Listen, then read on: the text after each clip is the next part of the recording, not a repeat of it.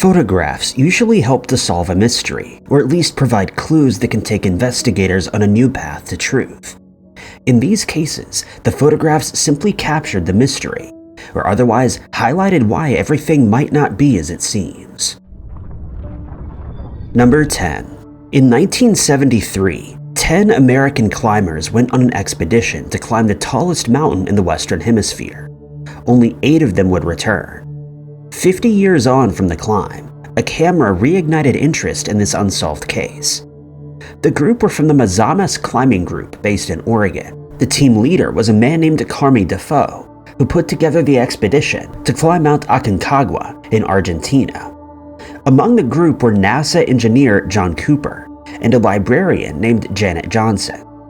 From the outside, it seemed as though there wasn't much team cohesion at all.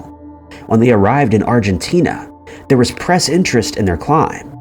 A journalist who interviewed the group before they left thought that they wouldn't work well as a team and believed they were all in it for themselves. The climb started badly, with altitude sickness hitting some of the members before they even reached the first camp. Over the next few days, more members of the team gave up on the climb and turned back. In the end, there were only 4 climbers left. Cooper and Johnson were joined by Bill Zeller and Arnold McMillan. They were unprepared for the weather, and a storm had hit the mountain. At one point, the crew dug into the snow to form a shelter for the night, but they didn't have any sleeping bags.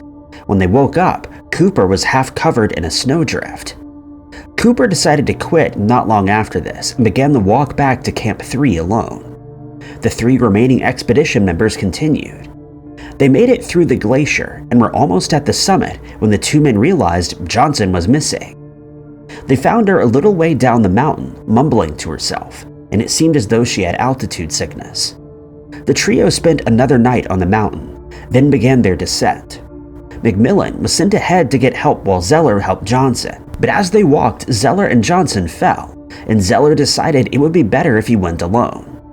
Zeller and McMillan managed to make it back to camp but suffered from hallucinations. Johnson would never return. Cooper also hadn't made it. The rest of the group returned to civilization, where there were a lot of questions about what had happened to Johnson and Cooper. The local police interviewed Zeller and McMillan and noted that their stories differed slightly, but this was blamed on altitude sickness and the exhaustion from their climb. Johnson and Cooper's fate were blamed on an accident. It wouldn't be uncommon for something terrible to happen out on a mountain, and the fact that they were all inexperienced at that altitude made it even more likely for an accident to happen. But in the next 2 years, both Johnson and Cooper's bodies were found. They had suffered wounds to the head, which resulted in their passing. Johnson's body had a rock placed on top, which seemed to have been put there deliberately.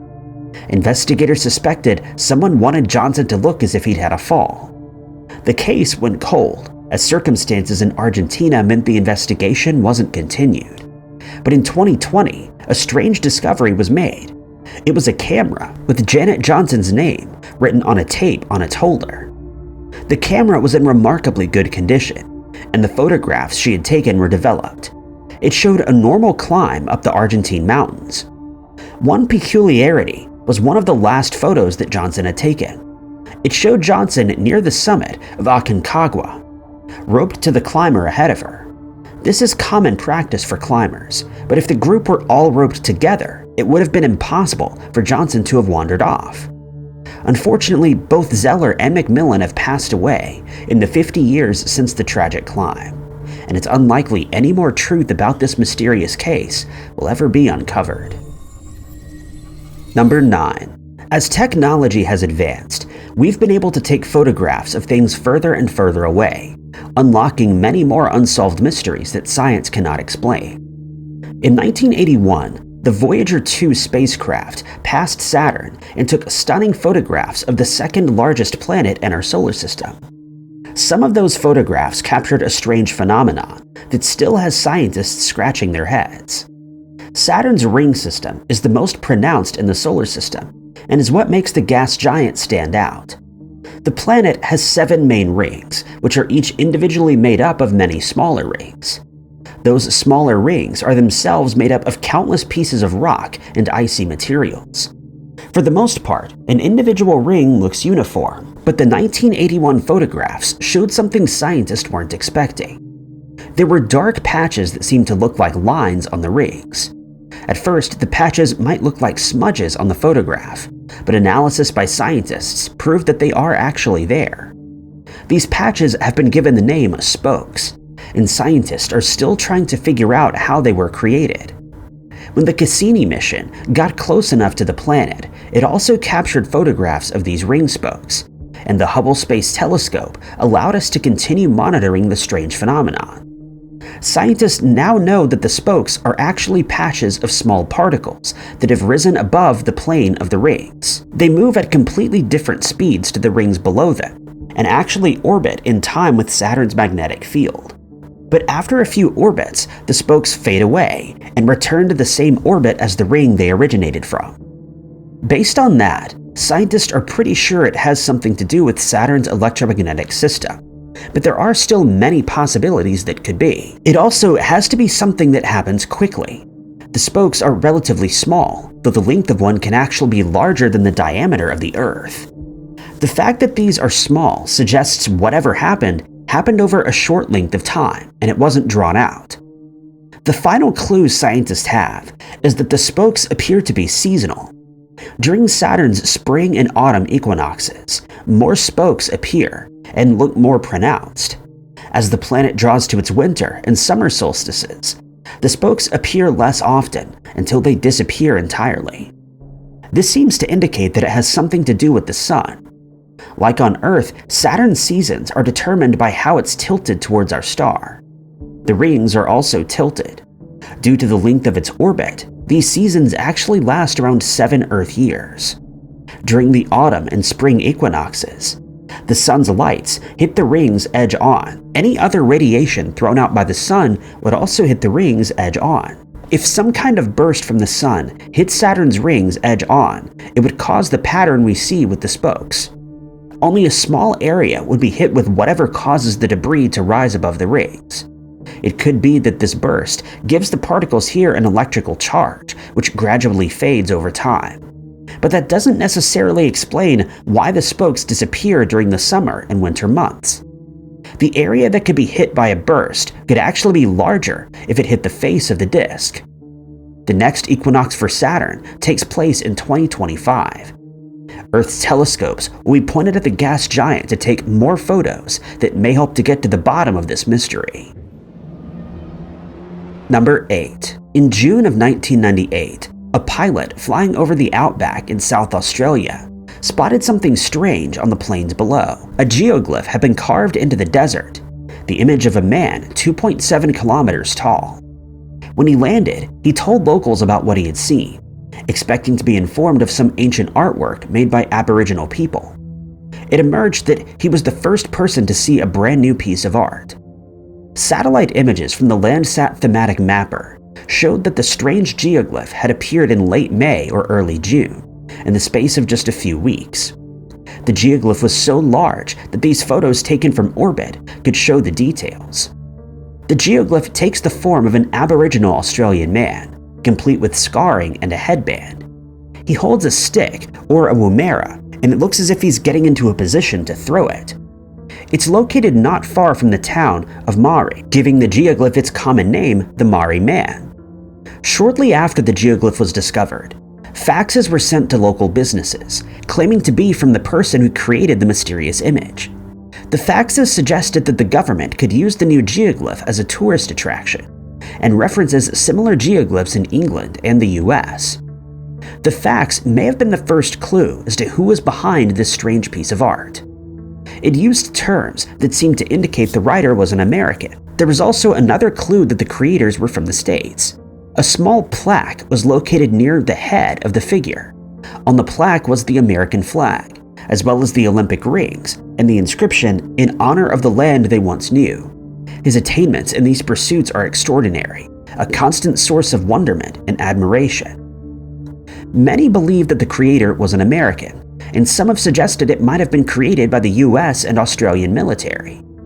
The Mari Man is located not far from the Woomera military base, a prohibited area that is shrouded in mystery. The facility would definitely have the ability to create the Mari Man. It's believed that GPS would have been necessary to create something so large and so detailed, but the technology wouldn't be widespread in the public at that time. It would have been available to the military, though. This explanation doesn't explain why the military would do something like this. Another theory is that it was the Aboriginal people living in the area themselves. This seems unlikely, though. The headband and hair of the Merry Man are closer in design to a group living in the Musgrave Ranges, rather than Arabana people, who are the traditional owners of this land. On top of this, the local Aboriginal people were generally unhappy about the Merry Man when he first appeared. Since then, the feelings towards the geoglyph have become mixed, but permission was given for local business owners to recarve the geoglyph in 2016, as the lines had faded due to wind and rain erosion. This restoration took 5 days, using better technology than would have been available to the original creators. Whoever made the Merry Man was likely a large group of people involved in the project. This would be necessary for it to be done as quickly as it was. Over 25 years since the first photos of the Merry Man were taken, it remains just as much of a mystery as it was the day that it was discovered. Number 7. UFO images have fascinated the public for decades. Most of the more famous UFO photos are one-off images, or a handful of images of a single event. But at one site in Turkey, UFO sightings were so frequent that a night security guard was able to record footage on many different occasions. The sightings took place in Turkey, on the northern coast of the Sea of Marmara. Between 2007 and 2009, many locals spotted strange lights in the skies, often in the early hours of the morning or just before daybreak. Someone saw what appeared to be a craft of some kind. One of the people who saw these strange objects was a security guard named Yalçın Yalman. Yalman worked at a resort that had a good view of the sea. It also apparently gave him a good view of this mysterious unidentified flying object when it came to visit.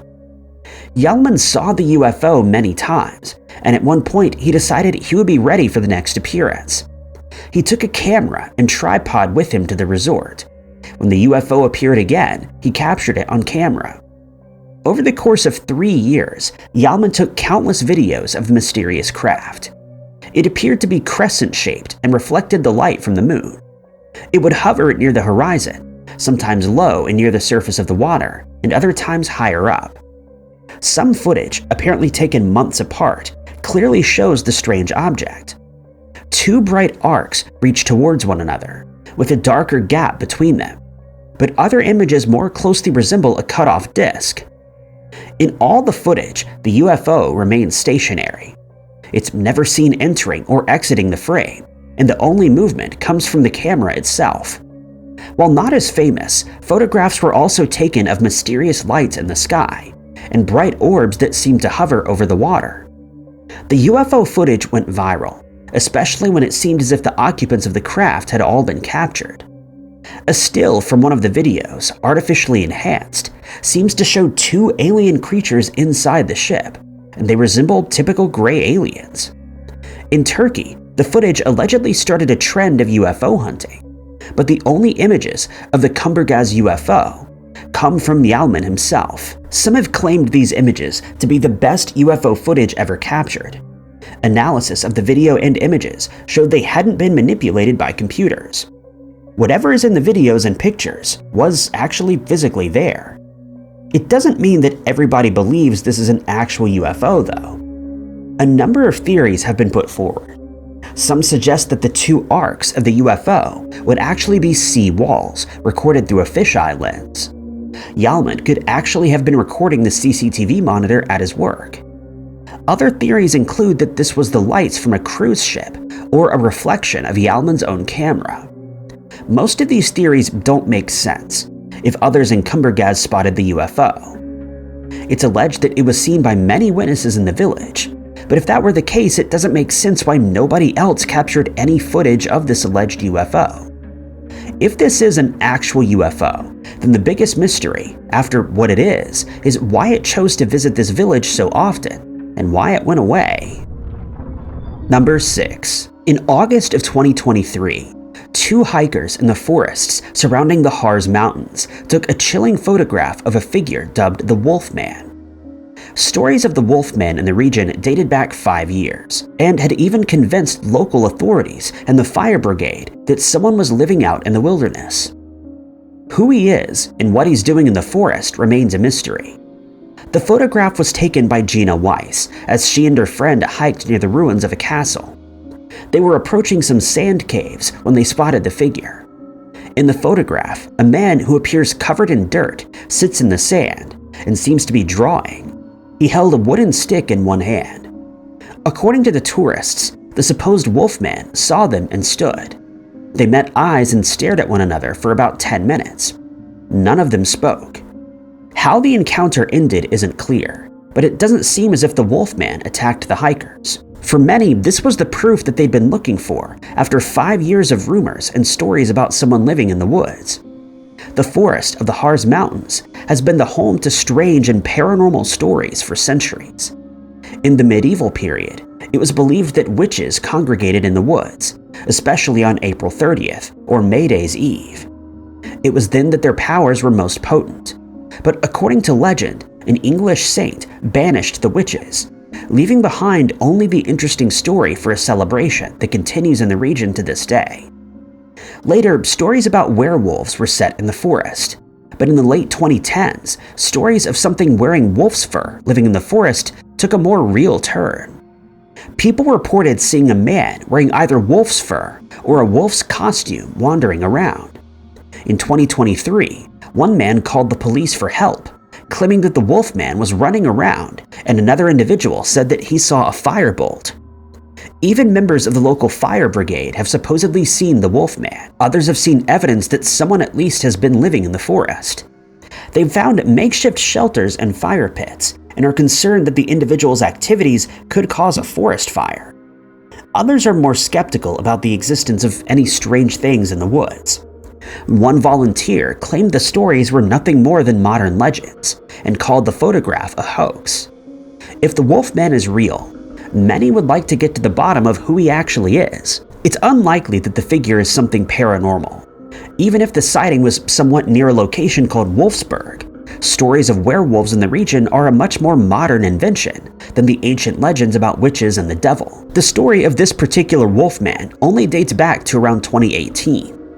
Of course, all ancient paranormal stories started at some point, and it's possible this is just the early days of a legend that will once be ancient. It seems more likely that the individual is an ordinary person who's gone off to live in the woods. Authorities noted that he seemed to know how to live out in the wilderness, and other than one call to the police for help, he doesn't seem to be hurting anybody. This could just be someone trying to escape modern life, who may not even know the attention they've been getting around the world. Number 5. Ever since the first photographs of Mars were taken, humans have been trying to identify structures that could indicate something once lived on our closest neighbor. The most prominent feature humans were fascinated by was dubbed the face of Mars. The famous photograph appears to show a human-like face looking out into the darkness of space. There was speculation about whether this may have been created by an alien civilization that wanted us to know they were there. Unfortunately, for those who believe in life on the red planet, later images showed that it's nothing more than a strangely shaped rocky area. The shadows in the original image helped to enhance the features that people believed were human. Despite the proof that this was nothing more than an optical illusion, that hasn't stopped people from poring over the photos of Mars in search of more evidence that there was once advanced life on the planet. The fact that NASA has multiple rovers on the planet that have sent back images has only given alien hunters more photos to look at. In recent years, everything from a leg bone to a witch has supposedly been spotted on the surface of Mars. Each time, the official answer has been the same. These are nothing more than rocks. But one strange photograph stands out above the others. It was taken by the Mars Reconnaissance Orbiter, a NASA satellite in orbit around the red planet. The orbiter sits 180 miles above the surface of Mars and can take photographs with a resolution of 1 foot per pixel. It leads to some very detailed photographs, but smaller objects can be hard to make out. One of the objects captured in a photograph by the orbiter appears to be a monolith. The rock stands out from the surrounding plane and appears to have straight edges. Its shadow stretches out behind it, but even without this shadow, it's clearly something quite tall. Another photograph shows the object from directly above, making it seem even more strange. The top of the object appears to be square. Many compared the creepy Mars monolith to the structure featured in 2001: A Space Odyssey. They suggested that some ancient alien civilization placed the monolith on Mars, and they're waiting for humans to go and explore it in person. Some have pointed to another similar monolith on Mars' moon of Phobos. The Phobos monolith is even more eerie. It was first photographed in 1998 and has been described as a building-sized boulder. For people such as Buzz Aldrin, the Phobos monolith in particular is a sign of extraterrestrial life. There doesn't appear to be anything else around it, or anything that it may have broken away from. If the two monoliths were created by extraterrestrials, it could be that they were designed to interact with one another. But scientists are certain that this isn't the case. The location of the Mars monolith is near a cliff's edge where there could have been landslides. It's much more likely this is where the monolith originated from. It could naturally be rectangular in shape, but this could simply be due to the resolution of the cameras. If it was just under a foot long, it would appear as a straight line simply due to the pixels. Scientists believe that the monolith on Phobos is ejecta from an impact at some point in the moon's history. That doesn't mean it's not interesting though. Phobos itself is something of a mystery to scientists, and the rock could provide answers about what the moon is made from and how it originated. Number 4. Fort Morgan is one of the most haunted places in Alabama. As with any famously haunted location open to the public, many tourists and ghost hunting teams have visited the fort to try to contact the paranormal spirits that call the site home. At least one of these captured a photograph that might include a ghostly presence. Construction of Fort Morgan began shortly after the War of 1812. When it was built, it was described as one of the finest examples of military architecture in the world. The star shape made it easy to defend, and its position allowed forces stationed there to protect the coasts against attacking ships. Much of the haunted history of Fort Morgan dates back to the Civil War. It was quickly captured by Confederate forces after Alabama seceded and helped blockade runners. In August of 1864, Union forces attacked in the Battle of Mobile Bay. Part of the fort caught fire, and many soldiers lost their lives. It was during the Civil War that the majority of the dark stories surrounding Fort Morgan originated, as well as many of its ghost stories. Most of the hauntings at the fort are auditory. There are many stories of visitors hearing the ghostly screams of soldiers who were caught in the fire, or other attacks during the war. One legend surrounding the fort is that if a visitor stands in a certain spot at midnight, cannon fire can be heard. Some apparitions have also been seen, with ghostly figures in period clothing wandering around the corridors. But the most commonly seen apparition apparently passed away much more recently. The fort remained in use until after the Second World War.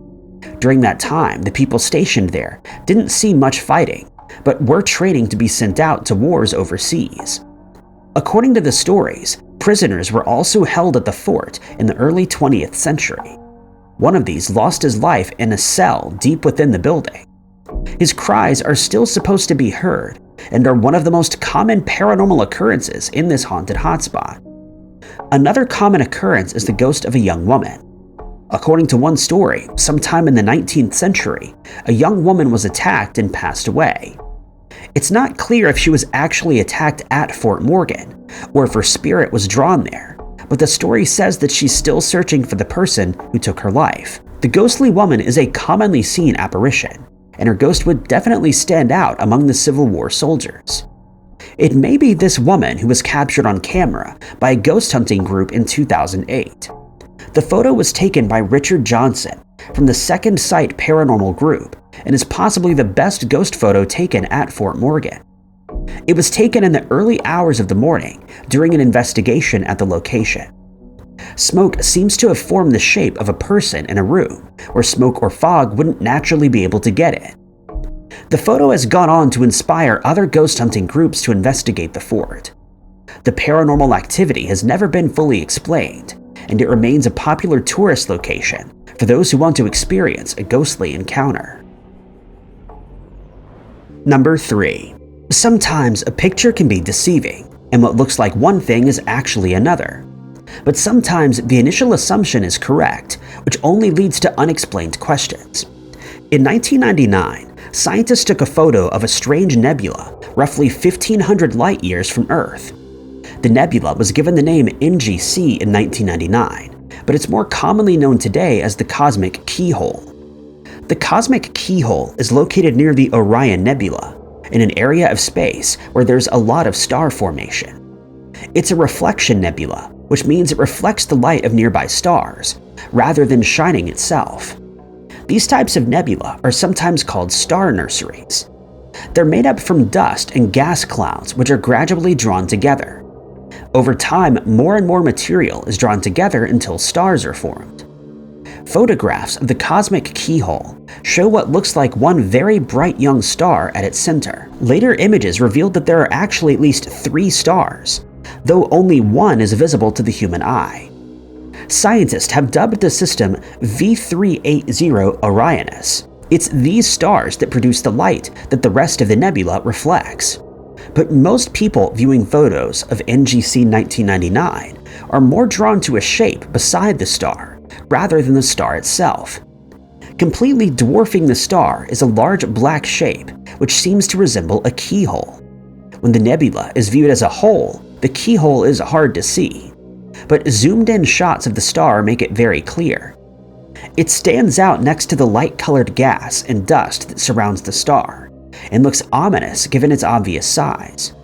At first, scientists thought this was something called a dark nebula. Dark nebulas are formed in the same way as reflection nebulae, but the material is so dense that light is obscured from view rather than reflected. It simply meant that this part of the nebula was much more dense than the surrounding area.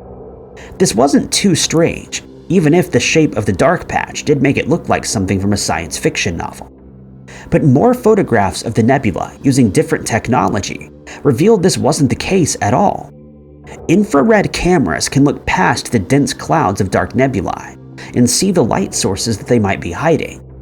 It views wavelengths that are invisible to the human eye, but in this case, the cameras picked up nothing.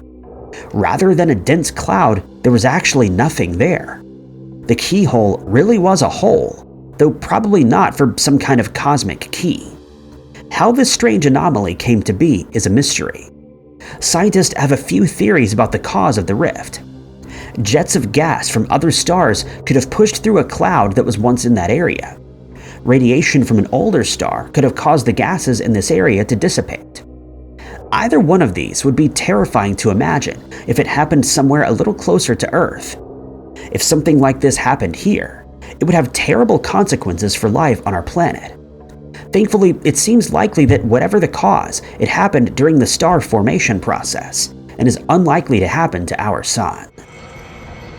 Number 2. Beneath the surface of Turkey's largest lake are the remains of a lost settlement that may be thousands of years old. Photographs taken during an expedition in 2017 revealed details about these possibly ancient structures, but they also left archaeologists with questions that haven't yet been answered. The area around Lake Van in Turkey has been settled for thousands of years. It was the perfect location for early human civilizations, and during the Iron Age, the Urartu Kingdom formed in the area.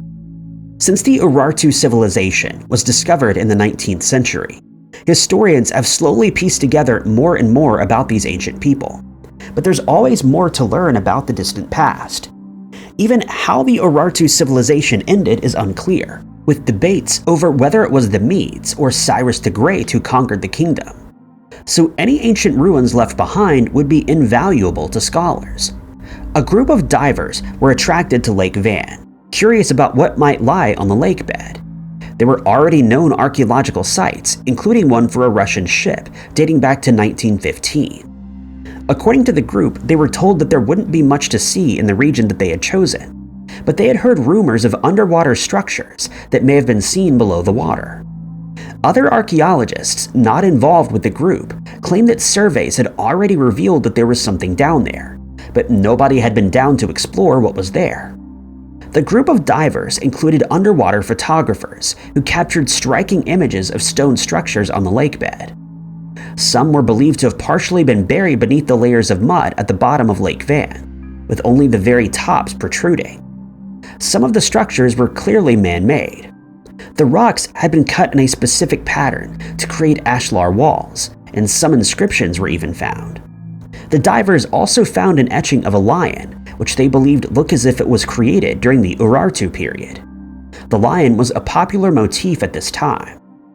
News of the discovery made headlines around the world, but some archaeologists weren't so sure this was really an ancient castle, as the divers believed. Instead, they believed it was something that had been constructed during the Middle Ages. It could still be over 1,000 years old, but much younger than an Urartu castle.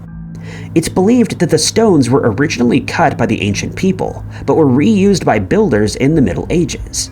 The inscriptions, especially one talking about an Urartu king worshipping an Urartu god, were clearly ancient, but factors such as how the stones were actually layered together made archaeologists doubt the entire structure was that old. In some ways, if the castle was more recent, the find was even more chilling. Whether it was built 1,000 years ago or 3,000 years ago, the structures were built on dry land. Lake Van's water level varies often. It's currently many hundreds of feet higher than during the time of the Urartu kingdom. What were once villages along the shoreline are now deep underwater. The water levels changing so much over the course of 3,000 years is understandable, but in just 1,000 years, and for the medieval castle to be buried by lake sediments, is much more scary to imagine. Number 1. In 1999, spiritualist and medium Colin Grant visited Greyfriars Cemetery in Edinburgh, Scotland. Grant had come to perform an exorcism on the famously haunted location. During the exorcism, he said that this would be the end of him, and 6 weeks later, Grant had passed away. During the exorcism, a creepy photo captured a mysterious figure lurking in the locked and empty church adjacent to the site. Colin Grant was described as a respected medium. He was a minister at the Spiritualist Church and an honorary member of the Spiritualist National Union. According to the Herald, he was the first psychic clairvoyant to set up a shop in Edinburgh and seemed to really care about his clients.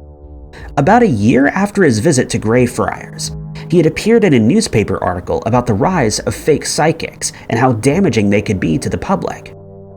He was someone who took his work communicating with the paranormal very seriously, so he seemed to be the perfect person to respectfully deal with the hauntings that had plagued the nearby Greyfriars Cemetery for years.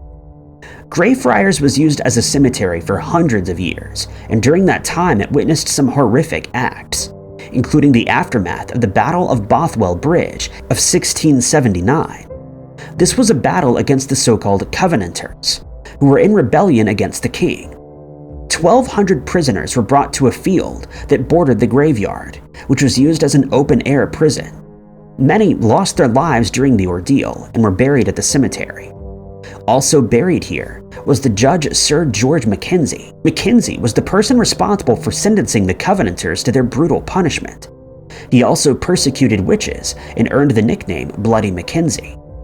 According to local legend, it's Mackenzie who haunts the cemetery, and he was the one that Colin Grant had gone to exorcise.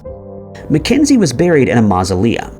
In 1998, a homeless man seeking shelter from a stormy night broke into the mausoleum. He went to the bottom of the crypt, then accidentally broke through the floor and landed on a pile of bones. The man escaped, but some believe that something else escaped with him, the Mackenzie poltergeist. There had been paranormal activity before this point, especially surrounding the mausoleum, but things became even worse after. Dozens of people on ghost tours through the cemetery suffered scratches or fainting spells. Most ghost tours were banned, and only one was permitted access, but the strange paranormal attacks continued. It's unclear whether Grant volunteered to perform the exorcism, or if he was asked by the local authorities to do something about the haunting. But what is known is that in late November of 1999, the exorcism took place. There were only 2 people with him at the time.